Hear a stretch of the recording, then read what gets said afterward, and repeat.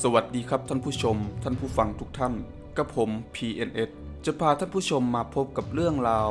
สุดยอดกองหน้าที่ได้รับการยกย่องว่าเป็นหนึ่งในกองหน้าที่ดีที่สุดในยุคของเขาและกองหน้าที่ดีที่สุดคนหนึ่งของทีมชาติอุรุกวัยซึ่งสุดยอดกองหน้าคนนั้นคือดีเอโก ฟอร์ลันดีเอโก ฟอร์ลันมีชื่อเต็มของเขาคือดีเอโก มาร์ติน ฟอร์ลัน โกลาโซดีเอโก ฟอร์ลันเกิดเมื่อวันที่ 19 พฤษภาคม ปีค.ศ. 1979 ซึ่งอายุณปัจจุบันของเขาคือ 44 ปี ซึ่งข้อมูลนี้นับอ้างอิงณปัจจุบันในตอนที่ออกคลิปไปนะครับผม จากนั้นนะครับดีเอโก ฟอร์ลันมีสัดส่วนสูงของร่างกายอยู่ที่ 180 เซนติเมตร ซึ่งเขาเกิดที่ประเทศอุรุกวัย จากนั้นนะครับเรามาพูดถึงสไตล์การเล่นของดีเอโก ฟอร์ลันกันดีกว่านะครับดีเอโก ฟอร์ลันเขาสามารถเล่นได้ทุกตำแหน่งของแดนหน้าไม่ว่าจะเป็นกองหน้าตัวเป้ากองหน้าตัวต่ำปีกตัวลุกด้านซ้ายหรือด้านขวาหรือแม้กระทั่งกองกลางตัวลุกดีเอโก ฟอร์ลันเป็นผู้เล่นที่มีพรสวรรค์ในด้านเทคนิคและมีความคิดสร้างสรรค์โอกาสในการทำประตูโดยดีเอโก ฟอร์ลันนะครับเขาเป็นผู้เล่นที่มีการยืนตำแหน่งในสนามที่ดีและมีความรวดเร็วในการหาพื้นที่ในการทำประตูซึ่งเขายังเป็นที่รู้จักในการยิงระยะไกลที่ทรงพลังและยิงระยะใกล้ที่แม่นยำนอกจากนี้ดีเอโก ฟอร์ลันเขายังเป็นผู้เล่นที่มีความสามารถในการควบคุมบอลการครองบอลและการจ่ายบอลที่แม่นยำซึ่งด้วยความสามารถที่ว่ามานี้ทั้งหมดนะครับเขาจะเป็นกองหน้าที่อันตรายอย่างมากแม้ไม่ได้อยู่ในพื้นที่ในกรอบเขตโทษก็ตามโดยดีเอโก ฟอร์ลันเขายังมีสไตล์การเล่นที่เป็นที่รู้จักในแบบฉบับของเขานะครับเขามักจะชื่นชอบมาเล่นเป็นตัวเชื่อมเกมระหว่างกองกลางกับกองหน้าแม้บางครั้งเขาจะไม่ได้รับหน้าที่ในบทบาทตำแหน่งนั้นก็ตามและเขามักจะเล่นนอกพื้นที่ของกรอบเขตโทษมากกว่าพื้นที่ในกรอบเขตโทษซะเป็นส่วนใหญ่ในช่วงอาชีพของเขาซึ่งนอกจากทักษะการเล่นฟุตบอลของดีเอโก ฟอร์ลันแล้วนะครับเขายังได้รับการยกย่องในเรื่องของความเป็นผู้นำและความมุ่งมั่นในการเป็นผู้เล่นนักฟุตบอลอาชีพอีกด้วยต่อมาเรามาพูดถึงการค้าแข้งระดับสโมสรของดีเอโก ฟอร์ลันต่อนะครับดีเอโก ฟอร์ลันเริ่มต้นเป็นนักฟุตบอลอาชีพในปีค.ศ. 1998ในช่วงอายุวัย 19 ปี โดยดีเอโก ฟอร์ลันเริ่มต้นเป็นนักฟุตบอลอาชีพกับสโมสรอินเดเปียนเดียนเต้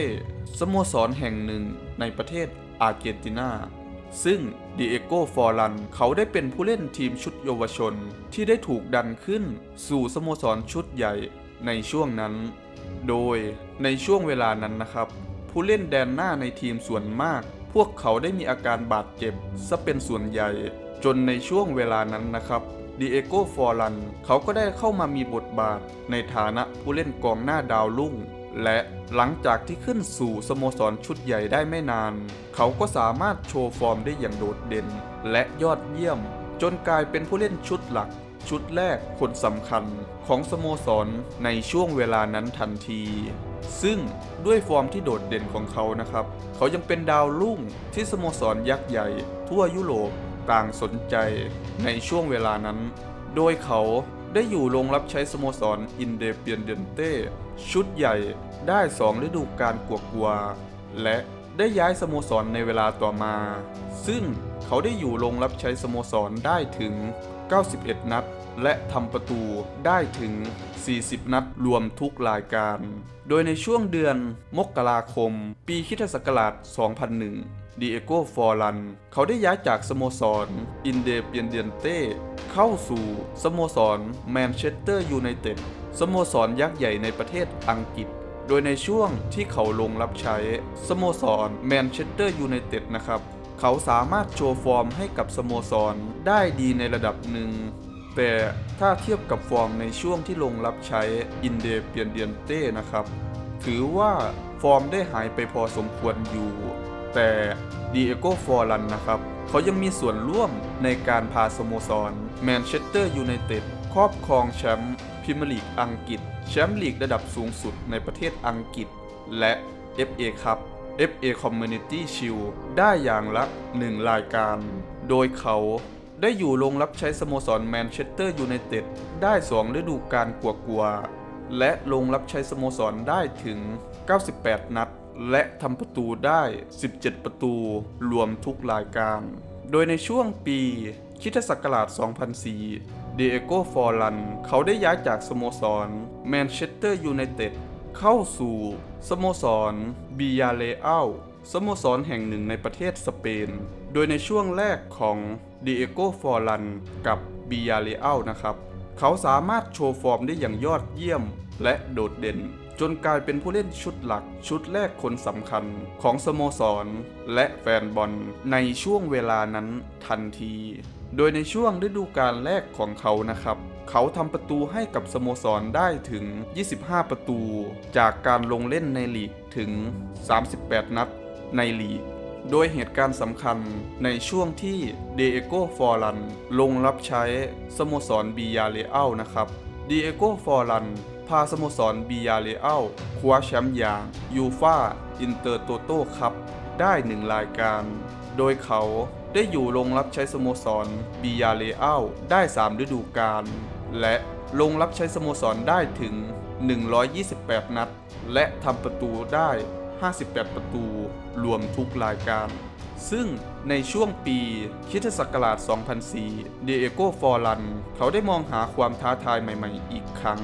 โดยเขาได้ย้ายจากสโมสรบิยาเลอัลเข้าสู่สโมสรแอตเลติโก มาดริดสโมสรยักษ์ใหญ่ในประเทศสเปนโดยในช่วงแรกของเดโก ฟอร์ลันกับแอตเลติโก มาดริดนะครับเขาสามารถโชว์ฟอร์มได้อย่างโดดเด่นและยอดเยี่ยมจนได้กลายเป็นผู้เล่นกำลังหลักชุดแรกของสโมสร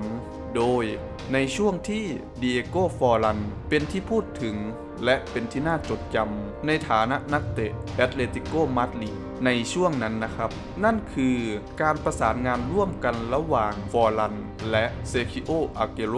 กองหน้าดาวรุ่งชาวอาร์เจนตินาในช่วงเวลานั้นซึ่งการเล่นกองหน้าสไตล์ที่แตกต่างกันนั้นทำให้ทั้งคู่เป็นคู่หูกองหน้าที่อันตรายอันดับต้นๆในยุโรปที่ชื่นชอบการทำประตูในช่วงยุคนั้นเลย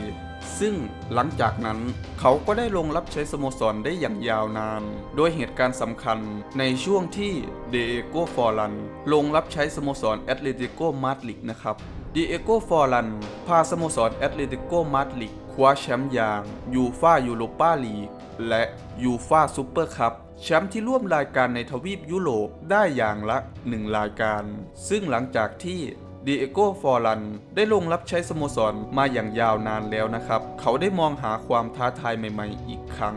โดยเขาได้อยู่ลงรับใช้สโมสรแอตเลติโก มาดริดได้4ฤดูกาล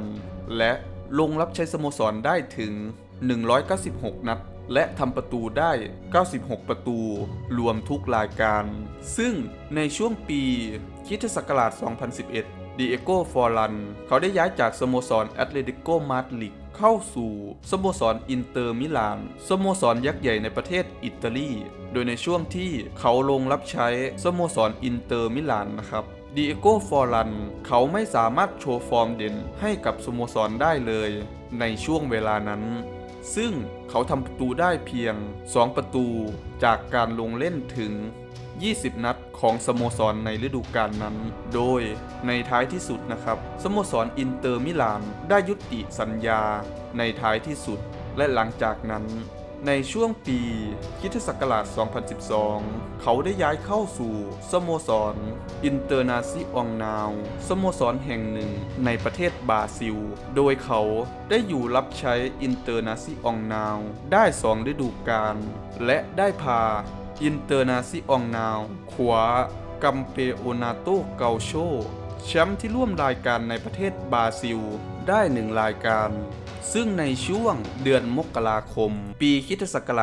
2014เดโก ฟอร์ลันได้ย้ายสโมสรอีกครั้งโดยเขาได้ย้ายจาก อินเตอร์นาซิองนาวเข้าสู่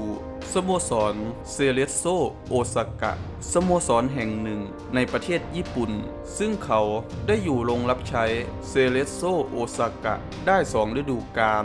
และได้ย้ายสโมสรอีกครั้งโดยในช่วงปีคริสตศักราช 2015 เขาได้ย้ายเข้าสู่สโมสรเพนาโลสโมสรแห่งหนึ่งในประเทศอุรุกวัยซึ่งเขาได้พาสโมสรครอบครองแชมป์พรีเมียร์ดิวิชั่นแชมป์ลีกระดับสูงสุดในประเทศอุรุกวัยได้1รายการและหลังจากนั้นดิเอโกฟอรันเขาได้ย้ายเข้าสู่สโมสรมุมไบซิตี้สโมสรแห่งหนึ่งในประเทศอินเดียในครึ่งฤดูกาลหลังโดยเขาได้ลงรับใช้สโมสรมุมไบซิตี้ได้แค่ในช่วง3เดือนและได้ย้ายเข้าสู่สโมสรคิดฉีสโมสรยักษ์ใหญ่ในประเทศฮ่องกงในช่วงเดือนมกราคมปีคริสตศักราช 2018 โดยเขาได้พาสโมสรคิดฉีครอบครองแชมป์ฮ่องกงพรีเมียร์ลีกแชมป์ลีกระดับสูงสุดในประเทศฮ่องกงได้1รายการและได้สิ้นสุดสัญญาและเป็นผู้เล่นไร้สังกัดสโมสรไปในท้ายที่สุด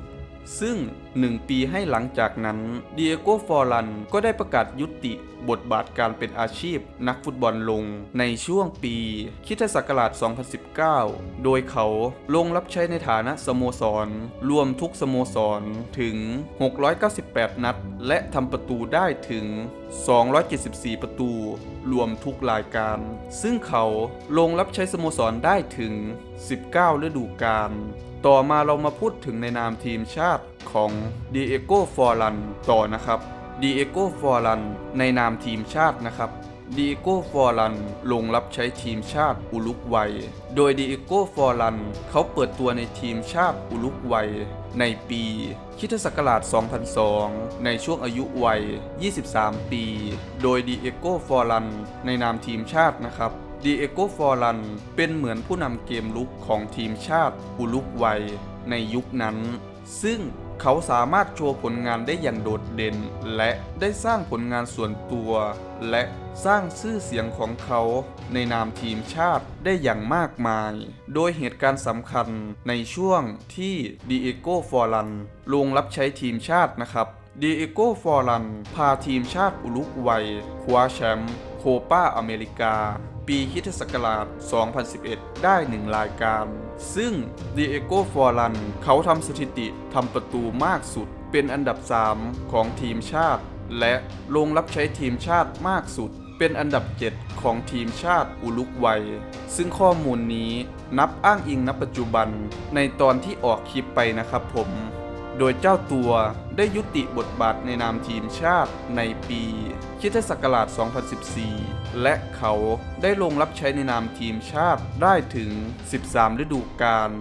และนี่คือเรื่องราวทั้งหมดของดิเอโกฟอรันสุดยอดกองหน้าที่ได้รับการยกย่องว่าเป็นหนึ่งในกองหน้าที่ดีที่สุดในยุคของเขาและกองหน้าที่ดีที่สุดคนหนึ่งของทีมชาติอุรุกวัยซึ่งสำหรับคลิปนี้ถ้าผิดพลาดข้อมูลใดและประการใดก็ขออภัยมาณที่นี้ด้วยนะครับถ้าท่านชอบก็อย่าลืมกดถูกใจกด Subscribe และแชร์เพื่อเป็นกำลังใจผมหน่อยนะครับส่วนตัวผมก็ขอตัวลาไปก่อนสำหรับคลิปนี้สวัสดีครับ